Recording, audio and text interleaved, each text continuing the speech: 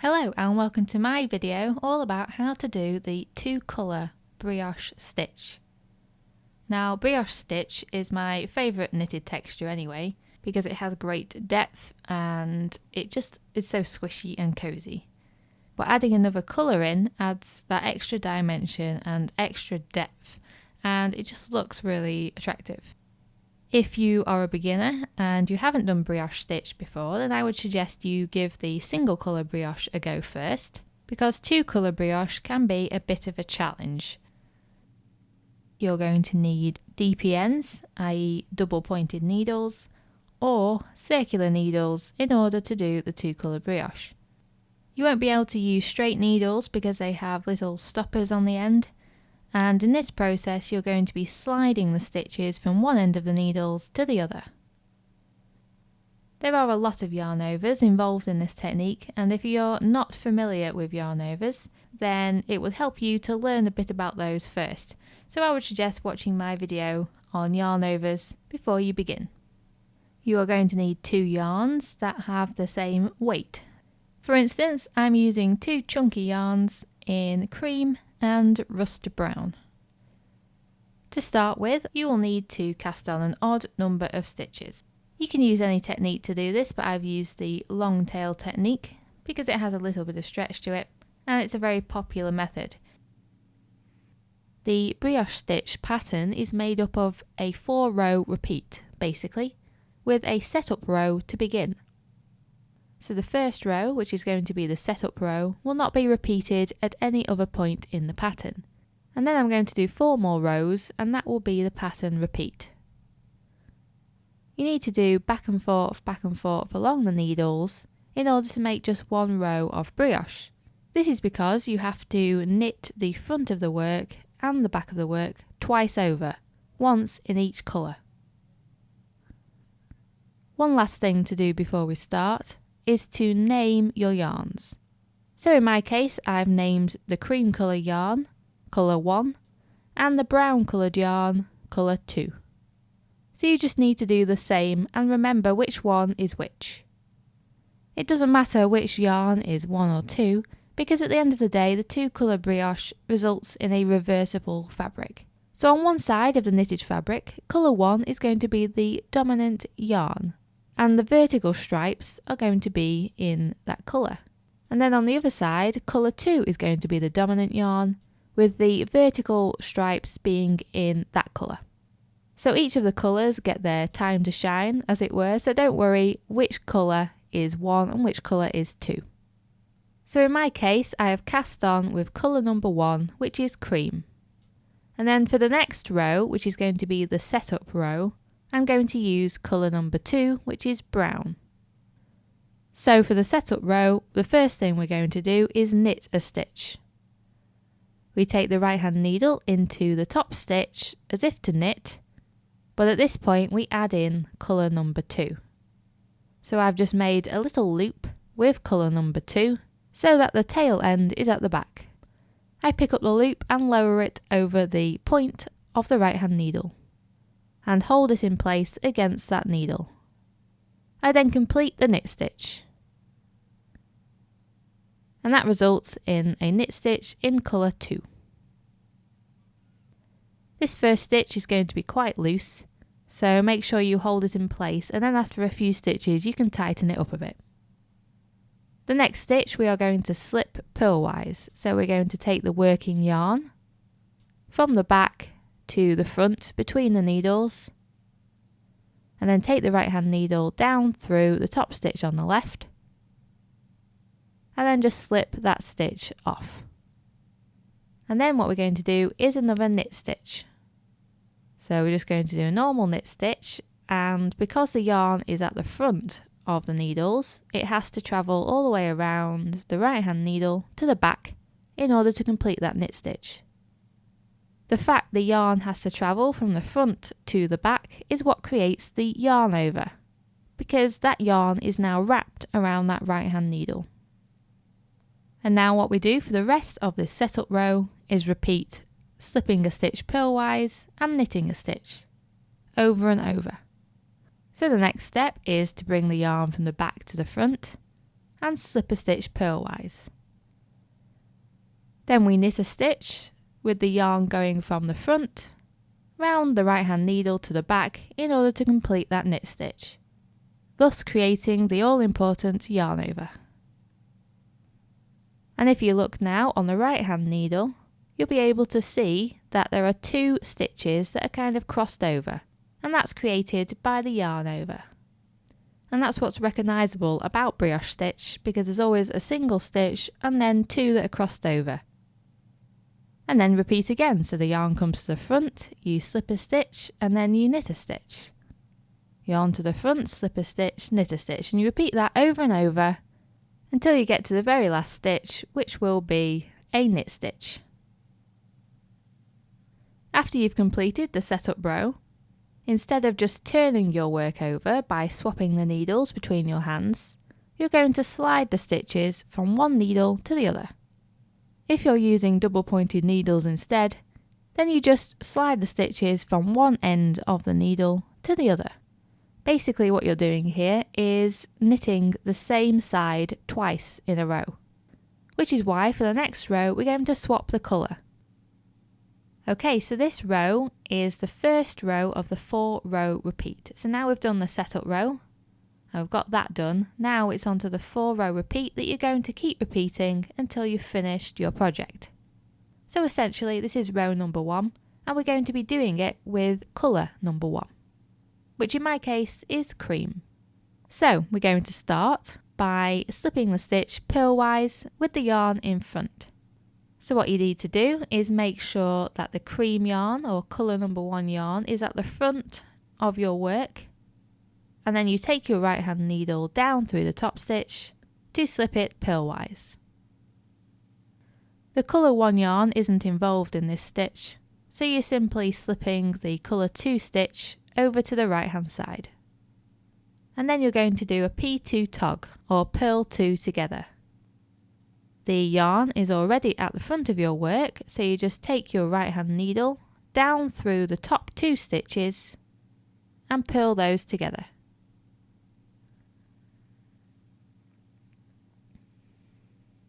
Okay, so now we're going to begin the repeating section of the row. So to do this, you make sure the yarn is still at the front of the work and you slip a stitch purlwise. You then do a yarn over. And to do a yarn over, you take the yarn from the front all the way around the right hand needle and back through to the front by taking it through the middle of the needles. So you're basically just wrapping that yarn anti-clockwise around the right hand needle. And that's a yarn over. And then you do a P2 tog again. So you purl the top 2 stitches on the left hand needle together. And that is the repeating section. So you just keep doing that over and over again. So you slip a stitch purlwise, do a yarn over, and then a P2 tog. And again, slip a stitch purlwise, do a yarn over and P2 tog, and keep repeating that until there's only 1 stitch left.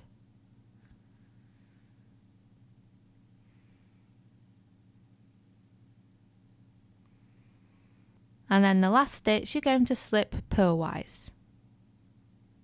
And that is the first row of the pattern repeat completed. The stitches on your needle should now look like this. I just want to give you a warning that until you do about 6 rows, it's unlikely that brioche stitch will look like brioche stitch, and it might look like it's not going well, it's not going right, but just bear with me, and as long as it's looking like what I have here on the needles, then you're going in the right direction. One little tip I want to give you is that where there is a single stitch on the needle, you're always going to be slipping, purling or knitting that stitch. And when you get to the crossed over stitches, you're always going to be either doing a P2 tog or a K2 tog. So hopefully that tip will help you if you get lost in your pattern. Okay, so now we're on to row 2 of the 4-row pattern repeat. And this is going to be done with colour number 2. In my case, that's the brown yarn. Okay, so the first stitch is going to be a purl stitch. So using the colour number 2 yarn, which should be at the front of your needles, you do a regular purl stitch.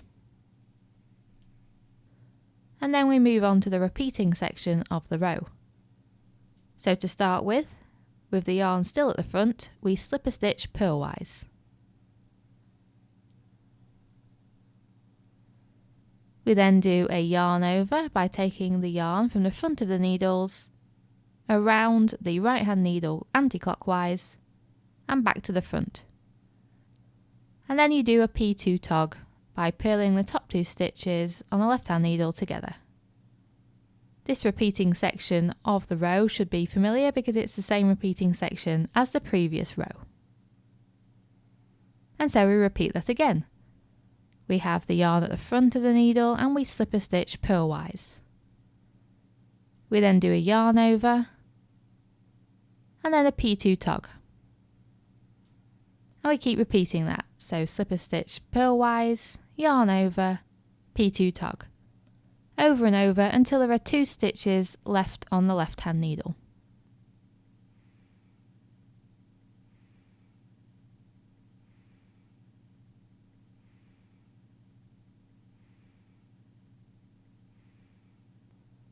So once you get to the last 2 stitches, you slip the first one purlwise, then you do a yarn over, and then you purl the last stitch. And that is row 2 of the 4 row pattern repeat completed. So we're halfway through it. So the next step is to slide the stitches again, like so. Okay, so now we're on to row 3 of the 4 row pattern repeat. And we're going to go back to using colour 1, which in my case is the cream colour. The first stitch is slipped purlwise, but this time we're going to keep the yarn behind the needles. So this is a slip 1 purlwise with the yarn in back. And keeping the yarn at the back behind the needles, we're then going to do a K2 tog, which is where we knit 2 together. So you simply take your right hand needle up through the top 2 stitches and knit those together. And then we get into the repeating section of this row. So the first thing we do is take the yarn between the needles to the front. And then we slip the next stitch purlwise. And then we do a K2 tog. So with the yarn at the front, we knit the top 2 stitches together.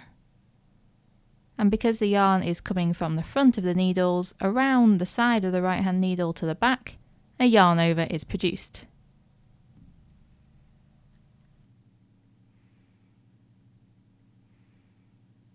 And then we repeat that little section.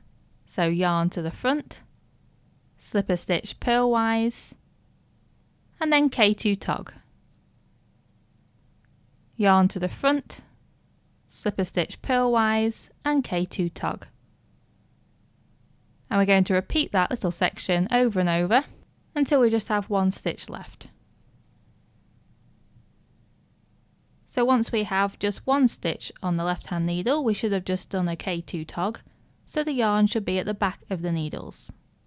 We then slip the last stitch purlwise, keeping the yarn at the back of the needles. So that's slip a stitch purlwise with the yarn in back. And that is the 3rd row of the 4 row repeat completed. And now we're on to the last row of the repeat. For this last row, we're going to be using colour number 2. The first stitch is a knit stitch. So simply pick up yarn number 2 and do a regular knit stitch.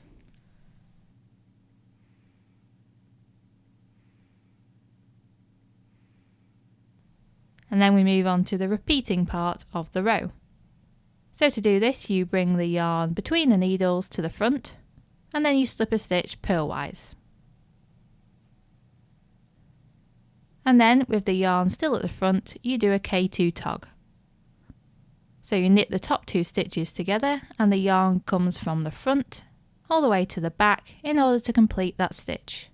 And that creates a yarn over in between the slip stitch and the K2 tog.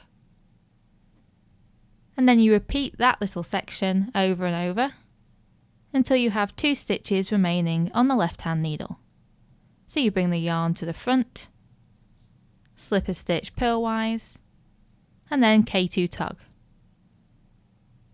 And you just repeat that over and over.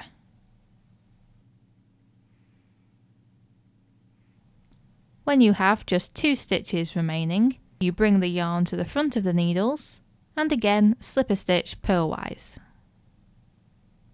And then, keeping the yarn at the front of the needles, you do a knit stitch. So it's just a regular knit stitch, but the yarn comes from the front to the back, therefore creating a yarn over. And there you go, that is the 4-row pattern repeat completed. So now all you have to do is keep repeating the last 4 rows until you finish your knitting project. But please note, before you start doing that repeat, you need to slide the stitches from this needle along the cable to the other needle.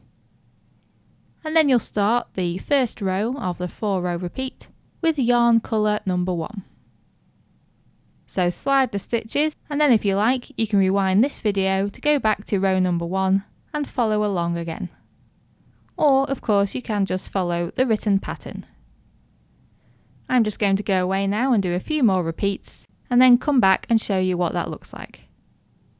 Okay, so here is the result when I've done another 4-row repeat. As you can see, the brioche is very much starting to emerge now. And here it is again after another 4-row repeat.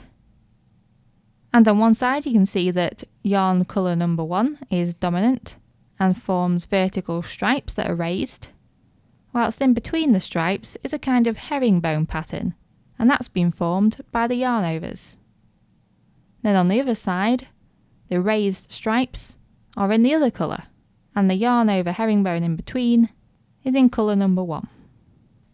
The cosy and reversible nature of brioche makes it perfect for making scarves.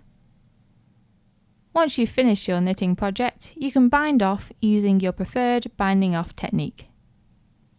If you are struggling with binding off, or you want to switch from 2-colour brioche to a different stitch, then what I do is pick one of the colours and do a row of KFB, K2 tog, KFB, K2 tog, and do that over and over again. So you KFB the single stitches that are on the needle, and you K2 tog the crossed stitches.